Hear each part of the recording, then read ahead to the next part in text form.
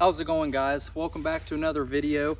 I'm just out here today doing a little practice, starting to piece on the select items that I'm going to be for sure wearing throughout the season on a regular basis. We're only about exactly 2 months, I believe, 8 full weeks away from the opening of archery deer season here where I live. So the bino harness is something I'm going to have on every day, and the side quiver, the stalking style quiver I'm going to be hunting with, is something I'm going to have on every time I hunt.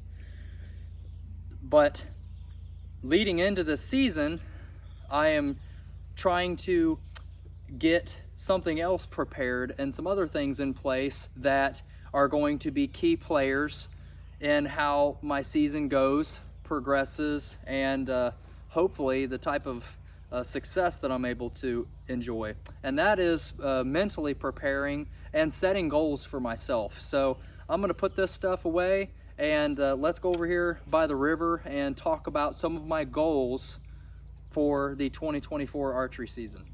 So as I mentioned a few moments ago, there are a few goals that I have going into this coming bow season, things that I want to improve on, and hopefully things that I want to be able to achieve as well.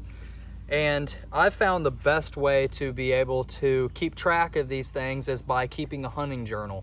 This is my hunting journal. I keep a lot of information in here. I write my hunting stories in here.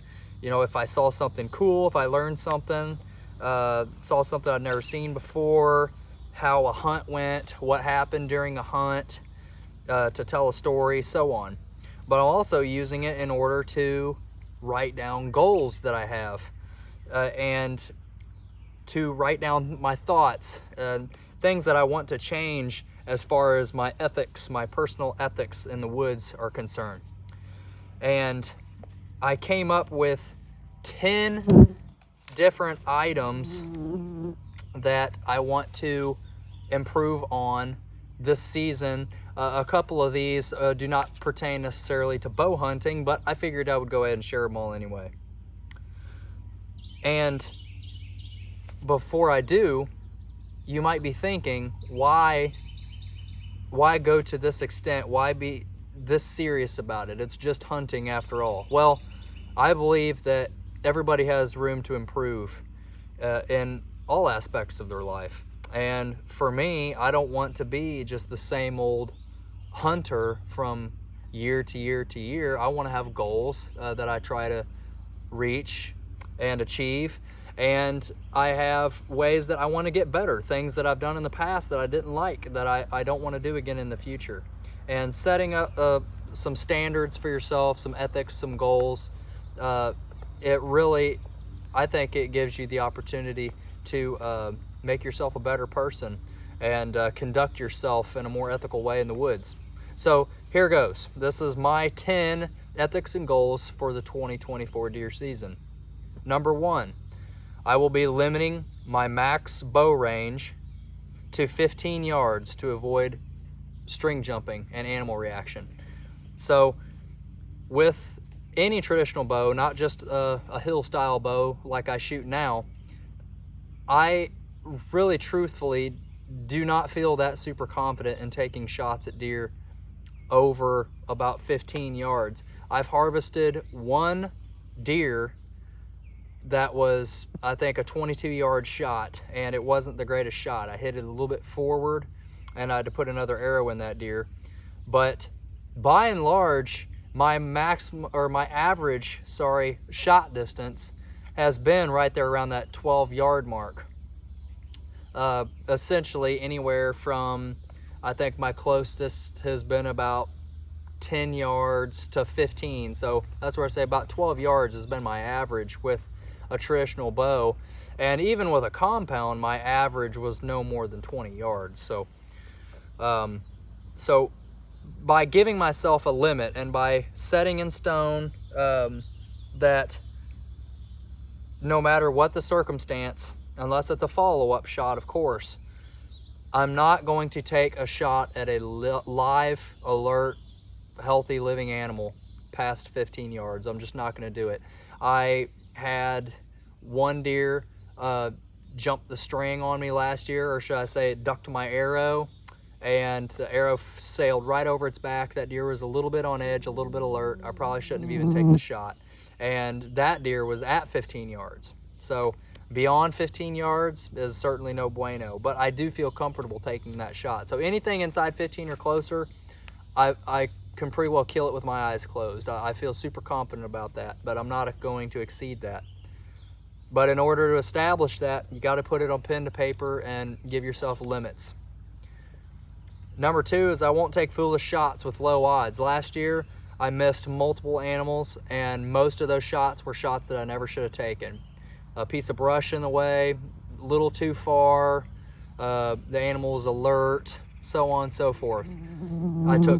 I've taken plenty of foolish low odds shots that I shouldn't have ever taken. I did that even with a compound, but with a traditional bow that is moving, the arrow is moving a lot slower, it's better to just avoid that altogether. So unless you are sure that you can kill that animal, then I'm not going to take the shot. Number three, this is a big one for me, and we will see how this one plays out. But upon reviewing my camera SD card that I recently pulled the other day, just trying to take a census. I like to do that every season, take a little bit of a census of the property and just kind of see what's out there, see how many deer I can expect to lay eyes on come season. And there's some hope for this third item, which is a pretty big one, and certainly a growth thing for me as a hunter, anybody that knows me very well. If there is any Pope and Young caliber bucks available, which I have one, and as the rut arrives, who knows, there may be more, but as of right now I only have the one. Any Pope and Young caliber bucks available, I would like to hold out for a deer that is 125 inches plus. Now, not saying that I'm a trophy hunter. You guys are gonna have to excuse the motorcycles. But not to say that I'm a trophy hunter. I am not a trophy hunter, and for the most part, with a traditional bow, I tend to have had the pretty much if it's brown, it's down mentality, but I'm really trying to change that. I have generally no problems getting tags filled and harvesting deer every year, multiple deer every year, and have plenty of opportunities. So I've had to do some soul searching and decide that there's really no excuses for some of the deer that I shoot. But I've shot plenty of bucks. I've shot a lot of deer with a bow. I want to put a deer. This is for me. This isn't for anybody else. This isn't to say, look at me. This is just for me. An accomplishment for myself. I want to put a deer in the Pope and Young record books with a traditional bow. I've always wanted to be able to successfully hunt with a traditional bow, and I do it. And I do it regularly and have regular success. The next step for me is I would like to be able to actually harvest a deer that qualifies for the Pope and Young record books. Again, that's not a look at me thing, that's a personal accomplishment. It may take a while to do it, but I do have some criteria. In the case of an old deer, age to me and a mature animal certainly takes priority over score. Generally, our genetics in this part of the state, if it's a mature deer, it's more than likely going to make Pope and Young. But that's not always the case. But no matter what, an old, mature animal takes priority. And if the age and score are not being seen, whether on camera or by eye throughout the season and leading into the rut, then I'm gonna, just kind of do whatever I'm feeling. But if at all possible, I'm going to try to shoot does. I do need to fill tags. I do have a family to feed. That's our primary meat source of burger, steaks, everything. So I can't just not shoot animals, or I can't just not harvest deer. But if I feel the need to harvest something, I'm going to harvest does. Ideally, which is number 4, only does that are more mature. So, like a 2-year-old doe. I'm going to try not to shoot yearlings anymore, which is something I do occasionally. Not very often, but it does happen. Number 5, this is where we start getting more into things that don't pertain to bow hunting, but I've chosen to not hunt with a bolt action rifle this year. During rifle season, I'm going to hunt with my Hawken, St. Louis Hawken 50 caliber rifle that was a gift to me from a good friend, and I'm going to only hunt the Missouri rifle seasons with that cap and ball muzzleloader. And my max shooting distance with it's only going to be about 100 yards. So with, relatively speaking, with a firearm, that's getting them pretty darn close. So it's another step in the traditional world, and limiting myself on range, because I'll be totally honest, guys, like I said, this doesn't pertain to bow hunting, but, and this isn't a bragging thing, but I shot my my buck last year with a rifle at 427 yards. I'm not super proud of that. That wasn't a real achievement for me. I've made longer shots. I'm not condoning taking those long shots, and it's not something that I feel a personal achievement in doing. It wasn't a challenge to me, and in a roundabout way, it really didn't feel fair. And so I kind of decided that's something I wasn't going to do anymore. And this season, I'm limiting myself to an iron sight Hawken rifle, and with round balls, you know, round patch and ball, and 100 yards or closer. So number 7, this one pertains to any type of hunting, and it's something I've been guilty of in the past, is if the wind is wrong, stay home. You know, I wait all season like everybody else does for, or all year for season to come. I get excited, I get impatient, and if I have time to go and honey says go, I usually end up getting out and going. But there's been times, not all the time, but there's been times where I've done that at the sacrifice of having the best wind. And I'm not doing that anymore. I'm not sacrificing on hunting bad and going and hunting bad winds and spreading my scent around. With the small parcel that I have to hunt, where the deer actually reside and move through my hunting area, I'm not going to pollute that this year. I'm going to be much more selective. Not to say I haven't been in the past, but those times where I have caved and not done so, those things aren't happening anymore. Number 8 is an old rule that comes from the Wenzels, and I believe that first time I heard this was in October Whitetails, the old hunting video that the Wenzels put out. And this is to only hunt the same stand once a week, or accept decreasing odds. Unless, this is my clause, unless that I am absolutely certain the deer are unaware of my presence. So I feel like I've done a pretty good job not leaving a lot of ground scent, being disciplined, hunting good winds, and hunting, you know, high odds per se for that stand. And I don't think the deer I haven't spooked deer, I haven't shot at deer and missed and blown deer out, and I feel pretty confident that I've been hunting clean. Then maybe I'll hunt it twice a week that week, but I'm not going to make a habit of that. For the most part, I'm going to only hunt a particular stand or spot one time a week. During the rut, number 9, I will use I'm going to start using the 2-hour rule.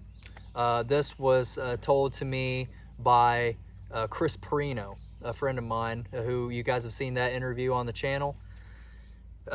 He goes by the rule that, you know, especially during the rut, this is more so where it pertains to, and if you're going to be setting for a long time on stand. If you're seeing deer up until 8:30, then stay till 11:30.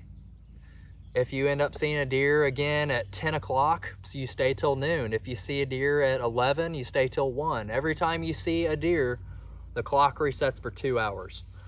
I'm going to try to allow that type of freedom of hunting time for myself as best as possible. Hunting, you know, for morning hunts, hunting weekends, days off, whatever, to give myself the freedom to do that. To where if I'm seeing deer all the way up until noon, then I'm able to stay there and hunt. But I'm like the rest of you guys, you know, if I'm able to hunt before work, I do. But, you know, for the most part, my hunting is either limited to evenings or weekends. And evenings, that's not so much the case. You know, evenings, you're pretty well, you got what you got. you don't want to get out there probably any later than, you know, 3 or 4 o'clock per se, depending on the time of year. And you've got till dark and that's it. But when you're setting those mornings during the rut, you know, that if it's a good day, it could play out all day long. And the last one, number 10, is I'm going to make a conscious effort to do much more hunting during the rut between the hours of 10 and 2. I've never been somebody, even with a large amount of success that I've had, I've never been someone that could just sit in a stand all day. I don't have that type of patience or attention span to set from dark to dark. But I am, however, going to plan on setting from the hours of, you know, 9 to 2 or 10 and 2 much more frequently as I'm able to, as I either have a day off or, you know, the weekend to hunt. If I'm feeling like it's a good day, the weather's right, it's cool, the rut's in full swing, and I don't feel like getting out that morning, or, you know, I've been hitting it hard, I want to sleep in, maybe I've got stuff to do around the house, errands to run, I'll wait until 9 o'clock or, you know, 8, 9 o'clock, whatever, and head out there and stay till 1 or 2 o'clock. I have just out moving stands in the middle of the day in October, November, you know, thinking that you're going out when you're not going to see a whole lot and you can move stands. Had deer walk right up on me. So during that time of year, there is no time. It can be from sun up to sundown that a big boy could come strolling by, and I need to do much better about taking advantage of that. So that's all I got on this video, guys. This video has been long enough. I just wanted to share this and being candid with you, and hopefully encourage you guys that if there's things that you want to improve on and goals that you want to set for yourself this season to make you more ethical, a better hunter, and just feel better about yourself and the way that you conduct yourself in the woods, grab yourself a piece of note paper, or, you know, make your own hunting journal and journal those things down. Set those limits and standards for yourself, and just try to be a better hunter and be a better representation of bow hunters abroad. So thank you guys so much for watching this video. If you liked it, please hit the thumbs up and leave a comment below. That lets YouTube know that you guys are liking what you're seeing from my channel, and that they need to circulate it more for everybody else to see as well. And if you really liked it and you want to see more, hit the subscribe button, hit the bell notification so you are notified when videos post from me. I don't do as many videos as I used to, but I'm trying to shoot for quality over quantity, and I felt like this video was a good advocate for that. So anyway, guys, again, thank you so much for your views and support. Get outside and grab your bows and start practicing. I'll catch you all next time.